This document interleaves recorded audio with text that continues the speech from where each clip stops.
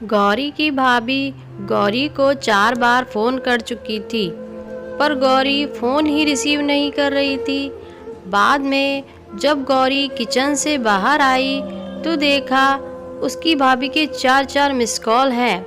ये देखकर वो घबरा गई, क्योंकि उसकी भाभी को पता होता है कि अगर गौरी 2 बार से ज़्यादा फ़ोन नहीं उठाती है तो इसका मतलब है कि वो काम में व्यस्त है और या फिर फ़ोन से दूर है। अब गौरी का मन घबरा रहा था, क्योंकि भाभी के 4 फ़ोन लगातार आने से उसे टेंशन हो गई थी।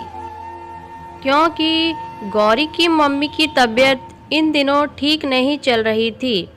अभी 2 दिन पहले ही गौरी अपनी मम्मी से मायके में मिलकर आई थी। फिर भी गौरी ने हिम्मत करते हुए अपनी भाभी को फ़ोन लगाया। फ़ोन जैसे ही भाभी ने उठाया तो गौरी को रोते हुए कहा, दीदी, मम्मी जी हमें छोड़कर चली गई हैं। रात को अच्छे से सोई थी। सुबह आपके भैया और मैंने खूब उठाने की कोशिश की, पर वो नहीं उठी। तब हमने डॉक्टर को बुलाया और उन्होंने बताया कि मम्मी जी अब नहीं रही। दीदी, आप जल्दी से घर आ जाओ। इतना सुनते ही गौरी की आंखों में आंसू बहने लगे। पापा तो पहले ही उसे छोड़कर जा चुके थे और अब उसकी माँ भी नहीं रही। गौरी तो बिल्कुल ही बेहाल हो चुकी थी। अब गौरी ने रोते रोते ये बात सागर अपने पति को बताई, तो सागर ने उसे संभाला और उसे जल्दी से कार में बिठाकर मायके ले गया। गौरी जैसे ही अपने घर पहुंची तो अपनी माँ के शरीर को देखकर उससे लिपट गई और खूब रोई।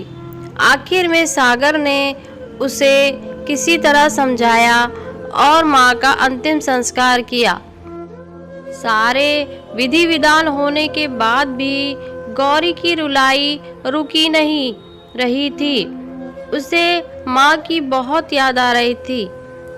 तब गौरी की मौसी ने उसके आंसू पोंछे और उसे संभाला और कहा, गौरी बेटा, ऐसे दुखी मत हो।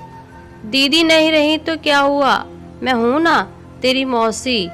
मेरा घर भी तेरा मायका ही है। तेरा जब भी मन करे तब आ जाना अपनी मौसी के पास।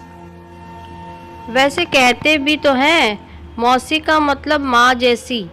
बेटी, मैं तेरा दर्द समझ सकती हूँ, क्योंकि तेरे पापा तो पहले ही तुझे छोड़कर जा चुके हैं और आज दीदी भी चली गई। कहते हैं ना कि माँ के जाने के बाद तो लड़कियों का मायका भी छूट जाता है।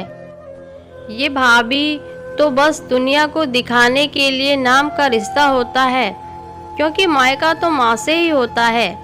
गौरी भी मन ही मन ये सोचने लगी कि शायद मौसी ठीक ही तो कह रही है, और वो मौसी से लिपट कर जोर जोर से रोने लगी और कहने लगी, क्या मासी, मेरा भी मायका अब नहीं रहा। तभी गौरी की भाभी दूर बैठी दोनों की बातें सुन रही थी। पहले तो भाभी ने गौरी को चुप कराया और फिर उसे दिलासा दिया। फिर भाभी ने मौसी से कहा कि मौसी, आपने ऐसे कैसे कह दिया कि मायका केवल माँ से ही होता है। मैं मानती हूँ कि माँ का स्थान कोई नहीं ले सकता, लेकिन अभी दीदी के भैया भाभी जिंदा हैं और जब तक हम हैं दीदी का मायका हमेशा बना रहेगा। मैं पूरी कोशिश करूँगी कि दीदी को मम्मी जी की तरह प्यार और सम्मान देने की। दीदी जब चाहे यहाँ आ सकती हैं। ये घर भी उनका था, आज भी है और कल भी रहेगा। मौसी जी, मैं भी एक बेटी हूँ और मेरा भी मायका है। मैं अच्छे से जानती हूँ कि हम बेटियों के लिए मायका कितना महत्वपूर्ण है। मौसी जी, आप दीदी को अपने घर ज़रूर बुलाइए, पर उन्हें अपने भैया भाभी के प्यार से दूर मत रखिए। तभी मौसी ने कहा, बहू, आज के ज़माने में तेरी जैसी सोच रखने वाली भाभी बहुत कम मिलती है। मुझे माफ़ कर दे, मैंने गौरी को गलत राह दिखाई। तभी गौरी अपनी भाभी के गले लग गई और बोली, भाभी, आज आपने मुझे विश्वास दिला दिया कि भाभी भी माँ के समान ही होती है। और मैं संतुष्ट हूँ कि जब तक आप और भैया हो मेरा मायका सदा बना रहेगा। और किसी ने कहा है ना कि भाभी माँ के समान होती है। आज आपने मुझे इस बात का विश्वास दिला दिया।